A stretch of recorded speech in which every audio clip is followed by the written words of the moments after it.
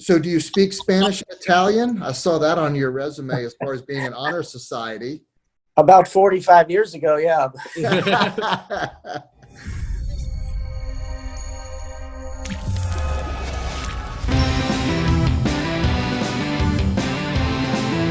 Welcome to episode 5 of Perfusion Rockstars. Today is Tuesday, August 11th, 2020. We're here with Perfusion Rockstar, Paul DiGregorio. Thank you for joining us today, Paul. Thanks, guys. Great to be here. Appreciate it. And for those of you, if you would like, comment, and subscribe, really appreciate it. Appreciate your support. Today with Paul, we're going to start out by reviewing his CV, a little bit about his background, and then we're going to go into a few perfusion questions and then into some more sort of personal hobby type questions and finish with a lightning round with Paul. So hopefully Paul's up for that today. So Paul started his perfusion career at SUNY, where he graduated in 1980. Do the math, that's about 40 years in the perfusion profession. Thank you for your service. Appreciate that. He's currently in Muncie, Indiana. Is that where you are today, Paul? Yes, I am. Okay. Muncie, yep. That's his current position at IU Health, Ball Memorial Hospital. Paul has worked in about 4 different states as a perfusionist, in Florida, Indiana, Ohio, and New York. Does that sound accurate? That's accurate. Okay. Some interesting facts that I found sort of sifting through your CV was you were an oral examiner in the early 90s. And, right, back when they had that, yep. I'm wondering, in 1992, were you in Washington, D.C. during the orals, or do you remember where you were? I took my orals in the early 90s, and I thought I was in D.C., but I can't recall. One of them was in Florida. I remember that. Okay. All right. Yeah. And then also Jean Lang. I came across that name. You were a yes. memorial lecture speaker, and Jean was a wonderful person and touched a lot of people's lives. And I had the pleasure of speaking with her once on the phone when I was in Baltimore as a perfusionist. And I just found her very interesting and pleasant and a nice lady. So absolutely, I enjoyed speaking with her. So do you speak Spanish and Italian? I saw that on your resume as far as being an honor society. About 45 years ago, yeah. Sí. Un poco now. All right. So we're going to start with a few questions. Okay. All right. So Paul, pretty important question I think everyone wants to know is, tell us about the moment when you decided to become a perfusionist. The moment. Well, it wasn't really a big aha moment. I was in college in Binghamton, New York, and I was living with this guy who I'd gone to high school with. He was a few years behind me, and I also knew his brother, who was a few years ahead of me. And I asked him what Bob was doing, and he said he was in some OR thing up in Syracuse. I said, "Oh, that's interesting." So I went to the library and looked in the handbook. Of course, no internet then. And perfusion was the only thing that at that school that had anything to do with the OR. So I got in touch with Bob, and he set me up for a site visit. I went, I applied, and I got in. At the time, I was looking towards becoming a PA, but the perfusion thing seemed a bit more exciting. And frankly, it was a shorter path to getting started in the working world. Wonderful. Oh, that's pretty cool. So you mentioned couple people there, but has anyone else been influential in your profession or your personal career, and why, from the beginning of perfusion to currently in your life? People that. Yeah, you mentioned Jean Lang. She was one, of course. She was our program director, and she was a wealth of information, and she was a support system even after we graduated. You could always go to Jean and get some info on jobs or technical help or something like that. And then there was another instructor of mine there who played a very big role in my life overall, Howard West, not only in perfusion, but also in just the things of life as a young man. He really helped me get on the right path. And then another one, Dr. Alan Markowitz, who I started with as a student in Syracuse. and he was confident enough in me to take a 23-year-old kid with 6 months experience out to Cleveland, Ohio to start up a heart program and run it for him.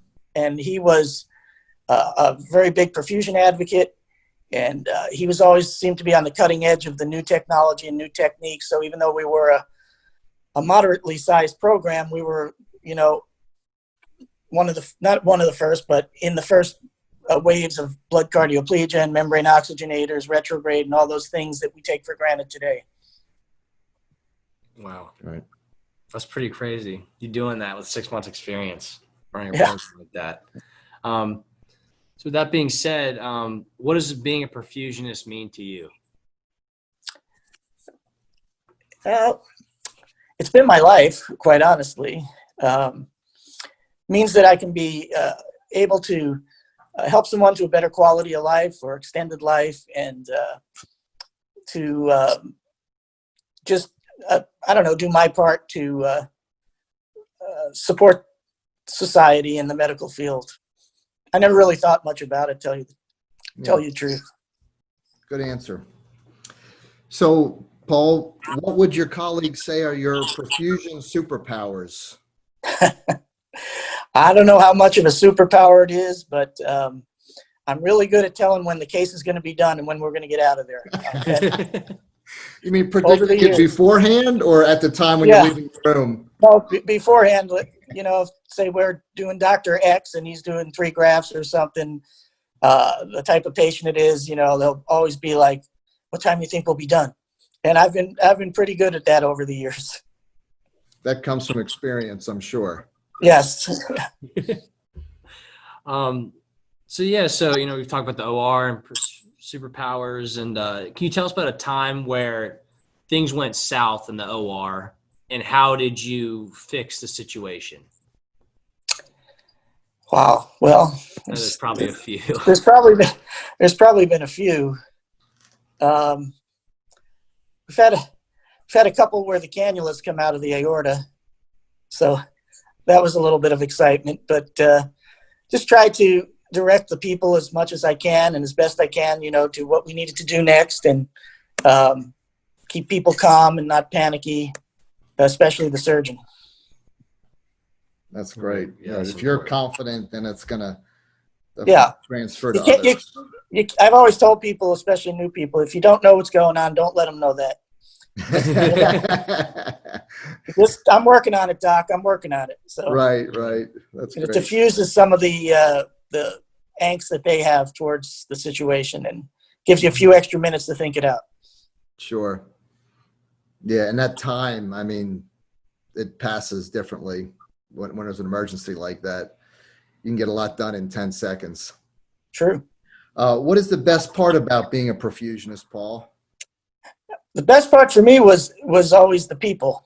I've met some great people, some excellent professionals over the years, doctors, nurses, anesthesiologists, right on down to the guy who cleans the room. I've enjoyed working with these diverse people. I've always had great teams, very few drama issues or personality conflicts. I've really been blessed in that regard. Good surgeons too, very few with too bad an attitude. So you've already said one thing, you're good at determining, when you're going to get out of there. But besides that, what value do you think you bring to a perfusion team? Well, at this stage of the game, I'd have to say experience. I've seen a lot. I've been through a lot.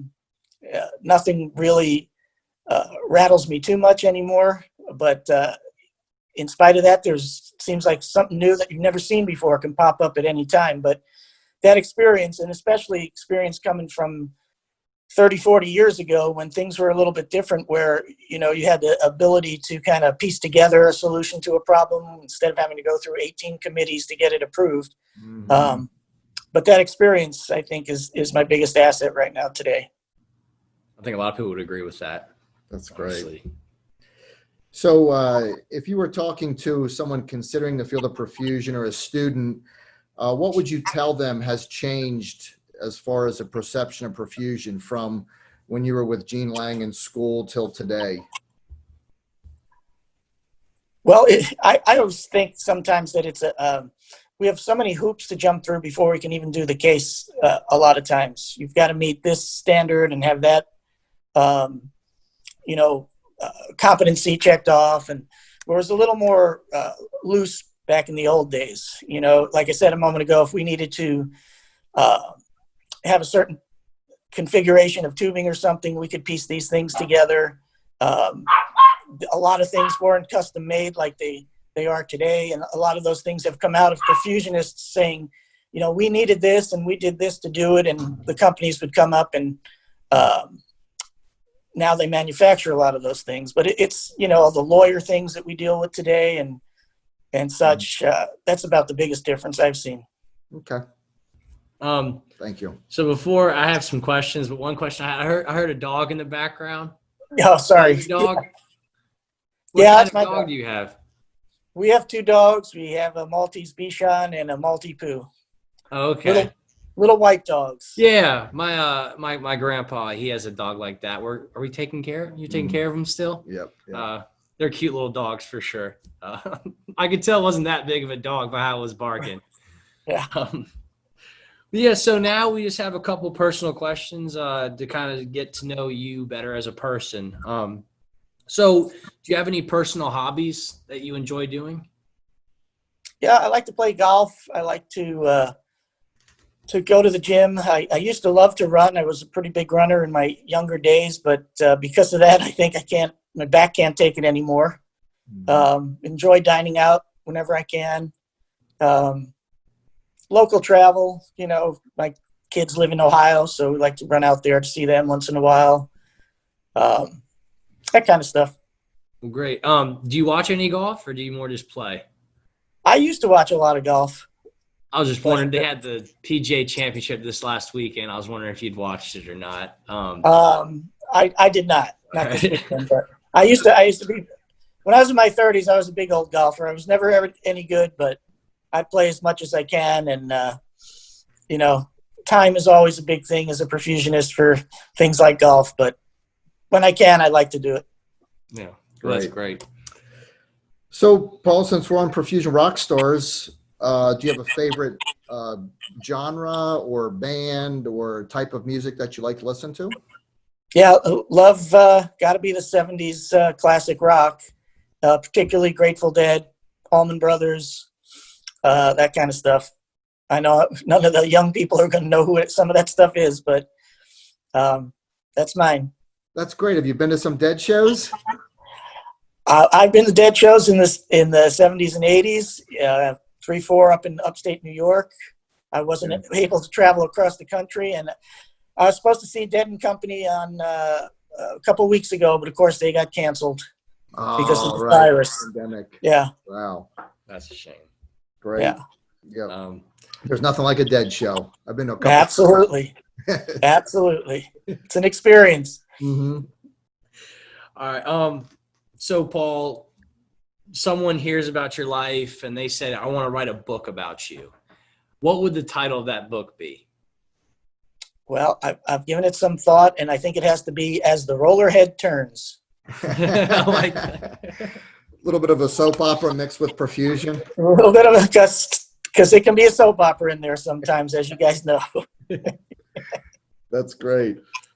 So who would play Paul in the movie? If Paul, they made it into a movie. Al Pacino, baby. All right. I like that. I can see that. That's awesome. Yeah. Okay. That's great. Okay. So now we got a little lightning round. Okay. I'm just going to fire some questions at you. I want just off the top of your head answers, and then we can run back through and you can, maybe explain. All right. So like always, Sam's going to start the timer for us. Okay. And we're going to get going now. So all right. Is double dipping at a party ever acceptable? No. Is it wrong for a vegetarian to eat animal crackers? No. Favorite number? 7. Best midnight snack? Ooh. Bowl of cereal. Beach or mountains? Beach. Would you rather be able to speak every language in the world or be able to talk to animals? Talk to animals. And cats or dogs? I've had both, but I'm going with dogs. All right. Not bad, not bad. That's the end of our. Good job, Paul. Yeah. Thank you. We'll make it a little more fun than me just going. You answered them all correctly. Yeah. Good to know. So yeah, some of these I think were pretty. I wanted to kind of see your answers. Double dipping at a party, never acceptable. Never acceptable. Bad taste. Yeah. At home, Especially at home you can do it. At home is good, but not at a party. Yeah, if you have your own personal tray Your or own something like that. Yeah. Now at a party, that's true at a party too. If you have your own personal tray. Okay, so there is a exception to the yeah. rule. I guess there's an Yes. exception. This one I saw was kind of funny. You know, is it wrong for vegetarian to eat animal crackers? Not if they're, if they're made out of vegetables or non-meat, I guess it's fine. Okay. Now favorite number. Mickey Mantle. Oh, I like that. Yeah. That's interesting. I was just thinking lucky 7 because I know you did spend some time in New York. I grew up in Long Island. Oh, okay. Yeah, Great. yeah. Yeah, growing up, my favorite number was number 4. It was from a J.J. Redick basketball player. I think it's still Okay. probably number 4 just because of that. It's easy to hold on to those things. So cereal, that's your midnight snack of choice. It's the easiest thing to do. Go, if you wake up, just run down and get it. Don't have to cook anything. Yeah, I do like a bowl of cereal. Not too heavy, refreshing. That's Yeah. right. What's your favorite cereal? Anything with chocolate and sugar, Cocoa Puffs, frosted sugar, chocolate frosted flakes, Cocoa Pebbles. That's a good answer. Because then the milk gets all chocolatey too. You have grandkids? That's right. Do you have grandkids? I do not have grandkids yet. Okay. No. So they would like to come to your house, I'm sure. Yeah, with all that chocolatey cereal. And then you go to the beach over the mountains. Yeah, I like both, but as I get older, I like the beach. And after living in Florida for a few years, it's just so beautiful. Really is. Yeah, we're trying to get a beach trip over this. It's Plans. tough right now with everything that's going on, and Yep. but yeah, I agree. The beach is just you can't beat it. So then also everyone's answered this the same. I'm kind of surprised, but you'd rather be able to talk to animals than speak every language in the world. Correct? Oh yeah. Yeah, absolutely. The dog looks at you and you're wondering what are they thinking? What are they saying? And I'd like to know. And then also cats or dogs. You said you had both, but you'd pick dogs. Yeah. Dogs are, I don't know, a little easier. Cats, if you get a bad cat, it's a disaster. They pee all over your house. They'll scratch people. Yeah. Yeah. Yeah, you've had both. Yeah. I had 4 cats at one point when I was younger, but Wow. haven't had cats in about 30 years. So All right. Yeah, I was always allergic. Can never have a cat. I was too when I was younger. And when I was younger, I was allergic to cats and dogs, but Oh, really? I guess I grew out of it. Well, that's good. That's great. Yeah. Especially the dog things when you have a couple. Yeah. So, Paul, that's all the questions we have for you. Is there anything that you would like to share about yourself or that we haven't touched on that we might want to learn a little more about you? No, not really. I mean, like I said before, a lot of people seem to know who I am. I don't know who they are. I've been around a long time, but I'm just a regular guy. Goes in every day, try to do the best job I can for the patient and for the team. We appreciate that. I'm sure your experience, like you said, comes in handy and everyone values from it, including the patient. That's wonderful. Hopefully, yes. That's great. Well, Todd? Well, all right, Paul, we really appreciate your time and being able to do this, and hopefully people can, learn a little bit about you and maybe can enhance their perfusion career decisions based off what you've said. And again, everyone, please like, comment, subscribe, share, all those things. And keep on perfusion rocking. See you next time. Thanks, man. And thanks for what you guys do. Good job.